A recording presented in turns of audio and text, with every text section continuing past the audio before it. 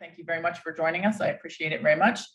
So a bit about me before we get really into the meat of the presentation. I do have my library degree from the University of Pittsburgh, and I took most of my classes in preservation. It seemed to be just the right fit for me. I was the preservation librarian at Tulane and at the University of Florida for 12 years.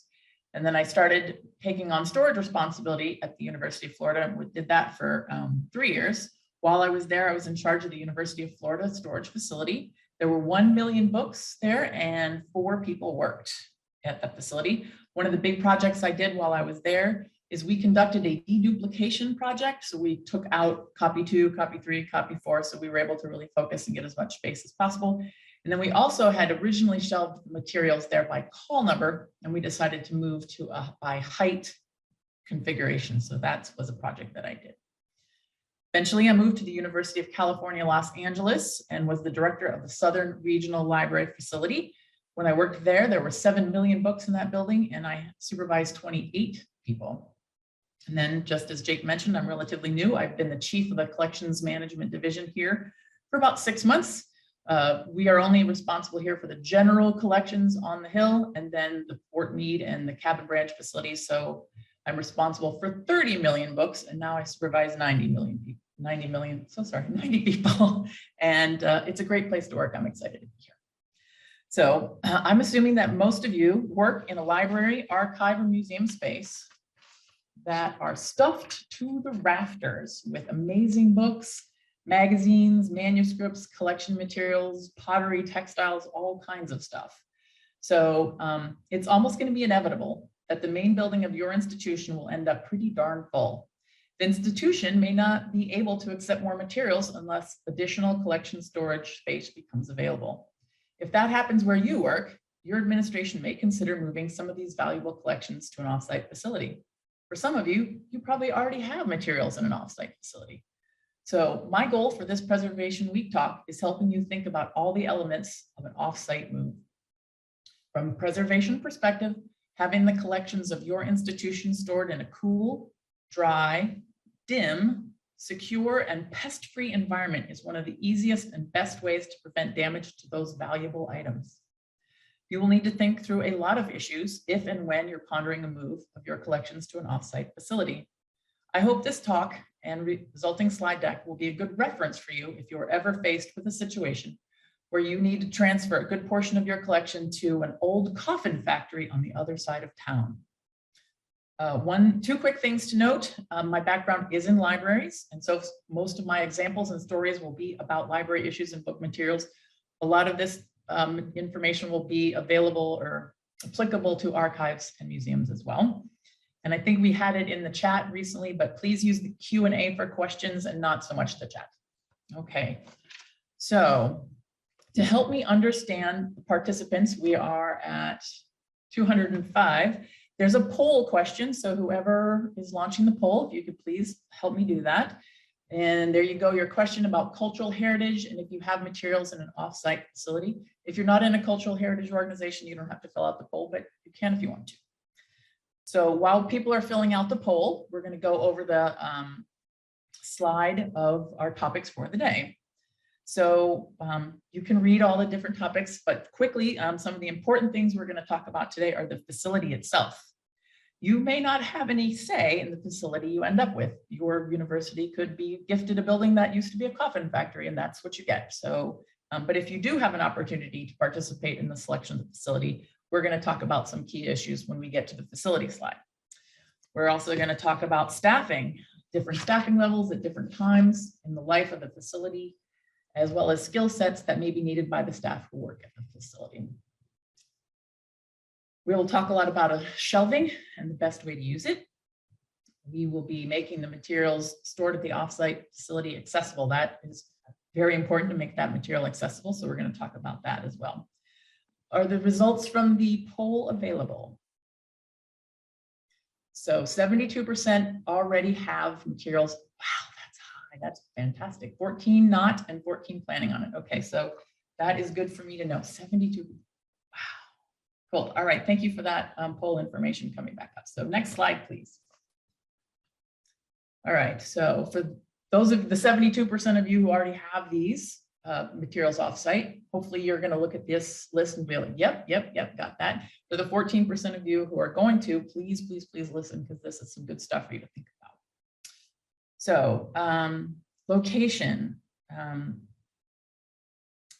I'm going to assume that most of you are not going to be able to custom build a Library of Congress level storage facility. One of our aisles of our facility is like $2.5 million, and we are a very well-resourced organization. So I'm going to assume that you're not building something custom. You're going to have something from your town that you were gifted or someone was able to buy for you. So the topics listed are some things that you're going to want to look at while you're looking at the buildings in your town.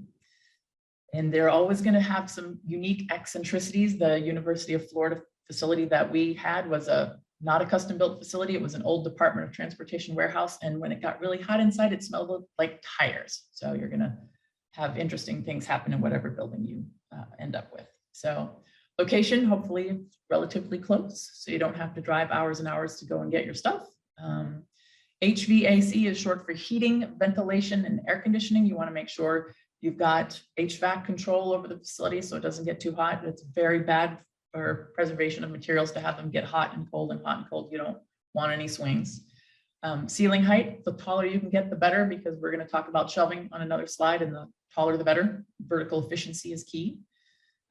Hopefully fire suppression, wet pipe fire suppression would be really good to have in your facility. Security, let's talk about fencing, maybe some alarms. Is it keys or keypads? Pest control, you don't want bugs and mice and vermin and snakes and cockroaches and things. The facility also should have plenty of space for the staff to work. There's going to need computers. There's going to be some desk areas. Maybe you're going to want to have truck parking, like bring in 7 or 8 trucks full of books, and they're going to need to sit somewhere. So please make sure you have plenty of space for that, not just the shelving. And then parking, always parking. Please remember parking. Think about the weather in your area. Are you prone to flooding? Please don't have a facility next to a stream. Tornadoes, hurricanes, check the roof. Does it leak? Leaking's bad, obviously. Depending on what you have and how much you're going to be sending to the facility, you might have need for an actual loading dock. So if you, again, what's the building and what's available, thinking about a loading dock. And then certainly last but not least, technology. Does it have electricity? Does it have Wi-Fi? Does it have, all those things? Lights, overhead lights are good. So this list could be endless. I could talk about this facility for the whole 45 minutes of this rest of this presentation, but all I'm saying is please get the very best building you can. It's going to be worth the money in the long run to have a building that doesn't leak and that is really good HVAC. Next slide, please. Okay, so we're on collections to transfer. We're going to do an informal poll again quickly. So the last one we had an actual poll that popped up and you were able to do a radio button, but we need a free text answer. So this question is for the chat. So please, in the chat, your question is, if your library or museum or archives stores materials offsite or plans to, so that's the 72% and the 14%, please let us know quickly in the chat how you select materials that are going offsite. So my possible criteria, looking at this slide, low use materials, items that have electronic equivalents, record retention schedules, unprocessed collections. So please, quickly and easily, without spending too much time, go ahead and throw some things in the chat. And copy twos, low circ. By date, yes, a lot of people like anything before 1980, absolutely. Special formats, low use, restricted access. Ooh, electronic access, yep. Paintings, sculptures, little use serial titles, better climate. I'm seeing some really good choices there, so thank you. For those of you who haven't really started to think about this yet, one of the things you want to talk about with your team at the library, museum, or archives, as you're thinking about sending things offsite, how are you going to decide? And please don't have, I love administration, I'm administration, but sometimes we don't really know what's most popular. We're not on the desk all day. We actually don't know. So make sure that you include as many people as possible in this conversation about what to send offsite, because it would be awful if you accidentally picked up 4 or 5 collections that were heavily used and you transferred them and then you packing and forthing and backing and forthing. It'd be better to make a really good and thoughtful decision about what to send off site ahead of time. So all of our materials, wow. I really want, are we capturing, I hope we're capturing the chat in the recording because this is fascinating stuff. All right. Another thing I want to call out in this collections to transfer context is the importance of updating your catalog and finding aid. Certainly, as you're beginning to think about offsite stuff, you want to make sure that when your patrons come, they're not expecting to find something there and then they have to wait. It could be that you are able to only go to the facility infrequently. So please, in your catalog or finding aid, wherever you put things online, make sure it's clear that this material is not, going to be here when you show up, so that they aren't disappointed. You want to have trust in your community. People are, your reputation is such that people understand they can find the stuff and get to it at the right time in the right place. All right, let's make sure I got all the things I wanted to talk about here. Yes. One thing as you're figuring out what you're going to send off site, please, if you can, if they're all the same size or kind of, especially if a lot of the archival boxes, track the dimensions of what you're sending off site. Is it 10 inches high? Is it 12 inches high? Is it 14 inches high? We're going to need that a little bit later for some planning. So track dimensions if you can, particularly for those folks who are thinking about moving off site, tracking the dimensions. Okay. We're still 2 globes loading. All right, so thank you for that unofficial poll. I appreciate it. Next slide, please.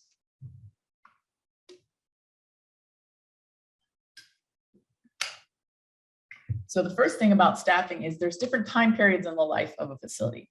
So for the 72% of you who've already had things offsite, you might not remember this, but the initial load in, the very first time you start bringing stuff over from your main facility at the main building of the institution, it's a big change. It's a big deal. It's hopefully you're going to be prepared for it. If it's a really small organization, you could end up with every single staff member participating. Some people packing stuff back on site or writing down lists or scanning barcodes, and then another batch of people are at the facility loading up the new shelves. So initial load in is a big deal. Please think about it really hard. Who's going to do the work? It is physically demanding. You can always hire a moving company. There's lots of people who move cultural heritage organizations, so don't think you necessarily have to do it by yourself.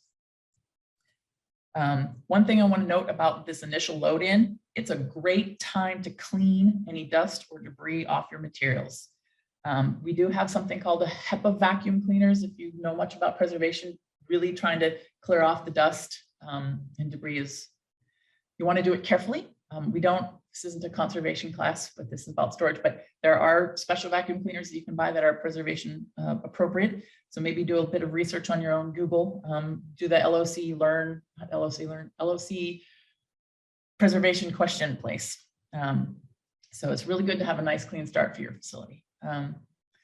Once the first batch of materials are in, the institution staff will need to go over and do retrievals, because again, we know that access is one of the most important things of having these materials. So while they're in the building picking up things, they can inspect the floor and check for leaks if it's too hot or too dry or something like that. So that's a nice double whammy to have retrievals and inspections happen at the same time. As we move into maintenance and thinking about floor leaks or plumbing problem, maybe you have a staff member who lives on the side of town where your facility is, and they can stop there every morning on the way and open up and just look around. I cannot stress how frequently bad things happen when you're not paying attention and water is just pouring in. And if you don't go to the facility for a week, who knows what's going to happen? It could be covered with mold and a lot of your stuff is ruined, and I just wouldn't want that to happen to you. So new deposits are another thing we need to think about. So you've had your initial load in, you've been in production for a while, you're getting your retrievals, you have a maintenance schedule, but at some point you're going to fill up again back at the main building, and maybe it's time to send another batch over. So hopefully you took a lot of notes and you remember what happened on the initial load in, and you can not redo some of the mistakes you maybe made on load in. So thinking about how new deposits going to work, how frequently are you going to use the same selection criteria as you did for the first batch. Skill sets for scanning facilities. We're going to talk about that on another slide. So skip that for now. Skill sets, we did talk about physically demanding. You are bending and stooping and lifting heavy boxes. Offsite facilities are not for the faint of heart. You may even need to think about revising your position descriptions. If you send someone over there who's not physically capable of doing this thing and they get hurt, that could be a problem. So really think about who does this work and think about adding something in the position description about able to stoop and bend and lift 50 pounds or something like that. People who work there might also need to drive forklifts or work a pallet jack. They're going to need, probably you're going to have computers there. They're going to need to look at the catalog or the finding aid. They should also probably be detail oriented. Storage is fun. You think something's going to be on a shelf at a certain point and it's not there and you're like, oh no. So you have to, there's a little bit of Sherlocking, being inquisitive and detail oriented. So those are the kind of skill sets I would want in a person who's going to work in a storage facility. And then last thing, security. If you don't have someone working there full time and they just go in and they look around and they grab something and they do that inspection, please make sure they have a cell phone or a walkie-talkie or something. Things happen and we just want to make sure that the staff is always very, very safe. Next slide, please. Okay, shelving at the facility. So this is our last poll. We had 3, so this is our last one. So the last poll, whoever could launch that one, this is one of the official ones with the radio buttons. So this is for those 72% of you who do have things offsite already. How is it shelved? By call number, a collection, by size, a mix. And if you have the way you shelve, but it's not listed here and you want to click other and then write something in the chat, please feel free to do that as well. So while we are seeing those results start to come in, I will start talking about the slide.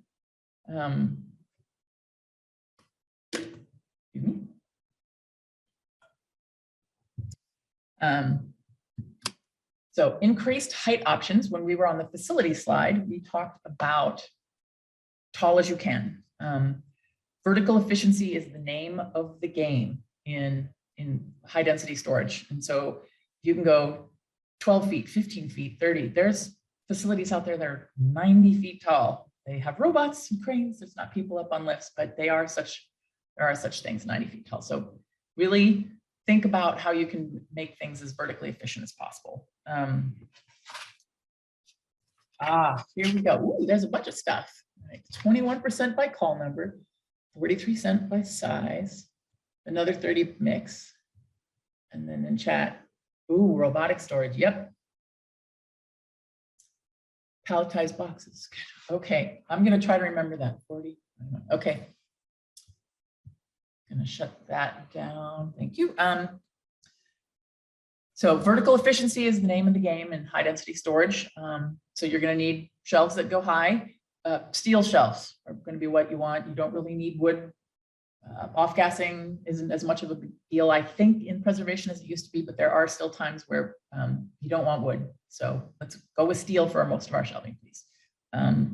If you are going to go high, you're going to need either ladders or an order picker. Ladders will be fine if you do not have too many retrievals or you're only picking things that are sort of, book size. But if you're going to be hauling a big box down a ladder, that's not safe. Remember, staff safety is key. You might end up needing a lift vehicle.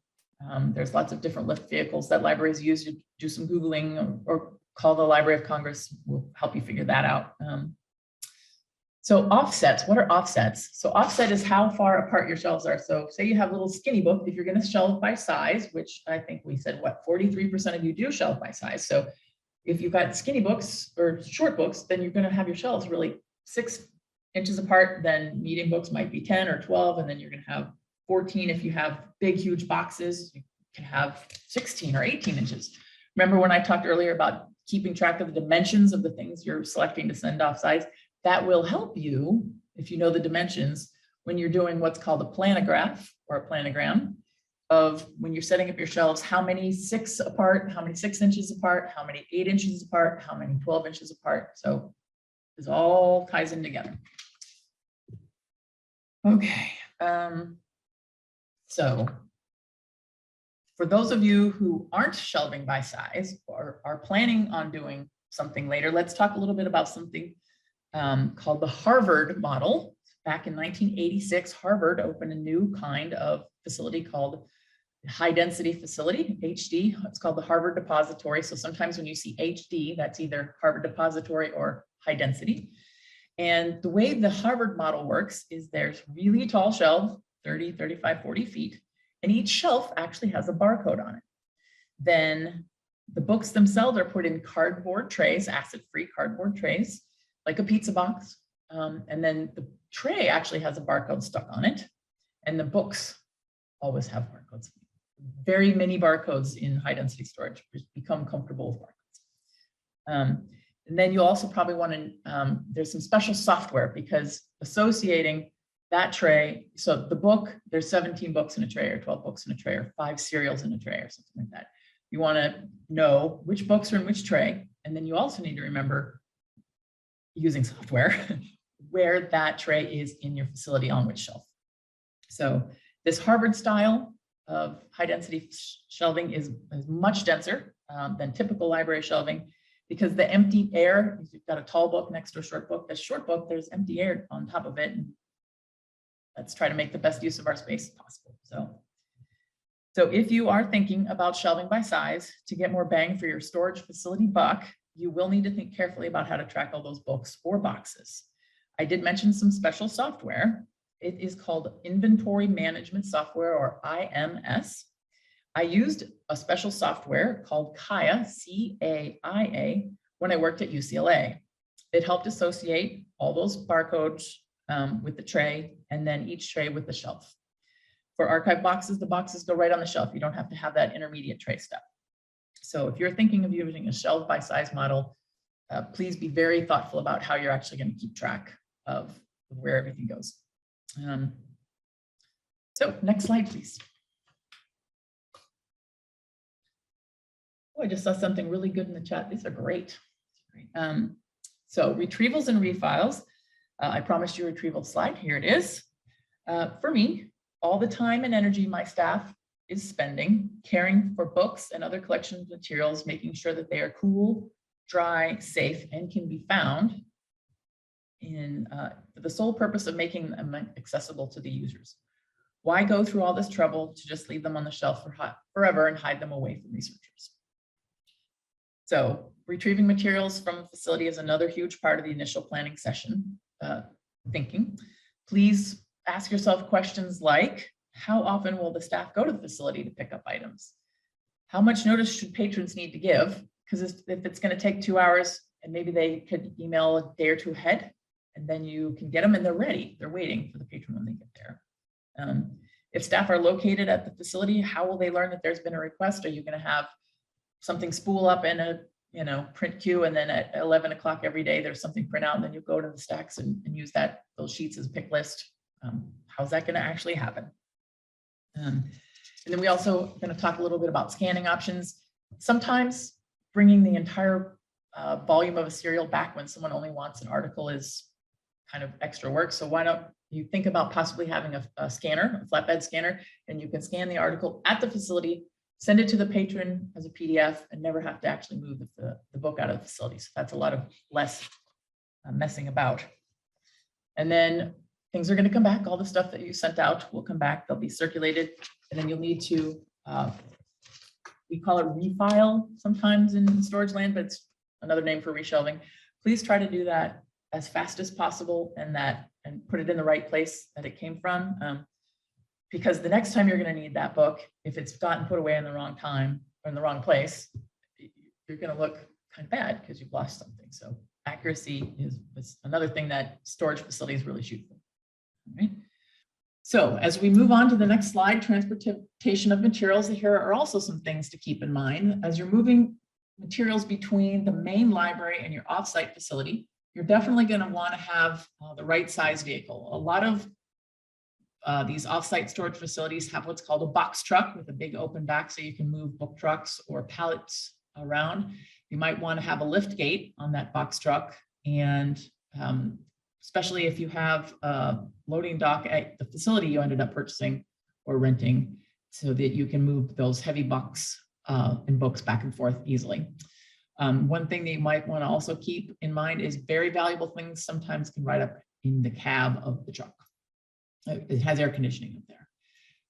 Thinking about transportation of materials inside the facility itself, you're obviously going to have the same kinds of book trucks that you have at the library. Sometimes if you are using a Harvard-style high-density facility, the book trucks can be even metal or really strong and sturdy. So think about how much you're moving and the weight and things like that, and consider possibly moving from a wooden book truck to a metal book truck. You also might want to have pallet racking, and if so, you're going to need a pallet jack or possibly even a forklift. Once you get a big facility like that, you know there's a possibility of larger collections coming to you, and so you're going to have pallets of things. And sometimes you're going to be moving smaller amounts of things, and at that point, book tubs, like what the post office has, you can usually put some foam on the bottom of those tubs to prevent damage to the materials as if they're moving around in the bottom of the tub. Another thing we want to talk about is insurance. If you are moving anything in a personal vehicle, it isn't always covered by library insurance. So I definitely don't want anything to happen where you have to pay out of the library's pocket. So let's see, next slide, please. And finally, this is our last slide, some things to think about when planning your facility and thinking about being collaborative with others in your state or region. So some of the policies that I think might be worth it for you and your organization to talk about when you're thinking about an offsite facility is permanence. And what I mean by that is sometimes when you are going to go ahead and move something offsite, you want to think about how long are you willing to have it be offsite? Are you only going to keep it for 5 or 10 years? Are you going to keep it for 20 or 25 years? Or is this something you think is really important and you want to go ahead and attach some sort of status to it about permanence? Persistence is another word that sometimes people use. So that what happens is if you get into a shared print program later, you can to the world that I'm going to be keeping this collection, these volumes, these issues in a persistent manner, and then maybe someone can go ahead and if they've got some sort of agreement for lending between your two organizations and they've got a copy of that thing, then maybe they can go ahead and discard their copy knowing that they can trust you to keep your copy, and then vice versa. So maybe you can come up with some sort of relationships. There are shared print programs. There are all kinds of shared print programs that exist in this country. WEST, the Western Regional Storage Trust, is particularly focused on journals in libraries west of the Mississippi. There's also something called EAST, which is more about monographs, and it's on the Eastern Seaboard. So shared print programs and policies, and see if there's anything in your region you might want to go ahead and participate in something like that. Finally, another thing you might want to think about is when you're sending things over to your new facility, not to fill it up the very first day. So maybe only send one copy of an item to the facility. That is all I really wanted to talk about today. Thank you so much for your time.